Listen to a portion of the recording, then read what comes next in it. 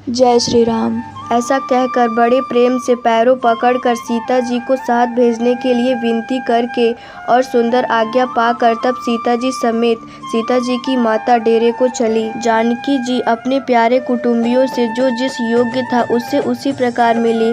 जानकी जी को तपस्विनियों के वेश देखकर सभी शोक से अत्यंत व्याकुल हो गए। जनक जी श्री राम जी के गुरु वशिष्ठ जी की आज्ञा पाकर डेरे को चले और आकर उन्होंने सीता जी को देखा। जनक जी ने अपने पवित्र प्रेम और प्राणों की पाहुनी जानकी जी को हृदय से लगा लिया। उनके हृदय में वात्सल्य प्रेम का समुद्र उमड़ पड़ा। राजा का मन मानो प्रयाग हो गया। उस समुद्र के अंदर उन्होंने आदिशक्ति सीता जी के अलौकिक स्नेह रूपी अक्षय वट को बढ़ते हुए देखा। उस सीता जी के प्रेम रूपी वट और श्री राम जी का प्रेम रूपी बालक बाल रूपधारी भगवान सुशोभित हो रहा है। जनक जी का ज्ञान रूपी चिरंजीवी मार्कंडेय मुनि व्याकुल होकर डूबते डूबते मानो उस श्री राम प्रेम रूपी बालक का सहारा पाकर बच गया। वस्तुतः ज्ञानी शिरोमणि विदेह राज की बुद्धि मोह में मग्न नहीं है।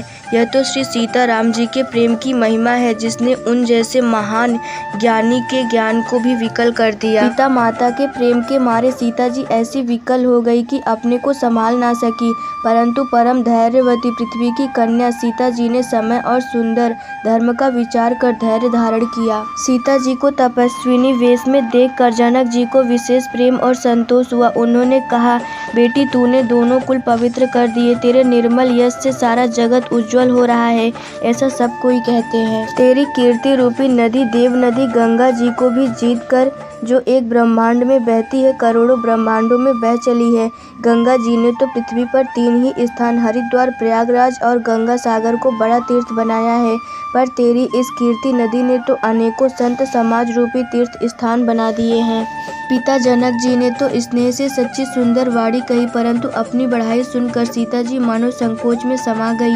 पिता माता ने उन्हें फिर हृदय से लगा लिया और हित भरी सुंदर सीख और आशीष दी। सीता जी कुछ कहती नहीं है, परंतु मन में सकुचा रही हैं कि रात में सासुओं की सेवा छोड़कर यहाँ रहना अच्छा नहीं है। रानी सुनैना जी ने जनक जी का रुख देखकर उनके मन की बात समझकर राजा जनक जी को जना दिया। तब दोनों अपने हृदय में सीता जी के शील और स्वभाव की सराहना करने लगे। राजा रानी ने बार बार मिलकर और हृदय से लगाकर तथा सम्मान करके सीता जी को विदा किया। चतुर रानी ने समय पाकर राजा से सुंदर वाणी में भरत जी की दशा का वर्णन किया। सोने में सुगंध और समुद्र से निकली हुई सुधा में चंद्रमा के सार अमृत के समान भरत जी का व्यवहार सुनकर राजा ने प्रेम विहल होकर अपने प्रेमाश्रुओं के जल से भरे नेत्रों को मूंद लिया। वे भरत जी के प्रेम में मानो ध्यानस्थ हो गए। वे शरीर से पुलकित हो गए और मन में आनंदित होकर भरत जी के सुंदर यश की सराहना करने लगे।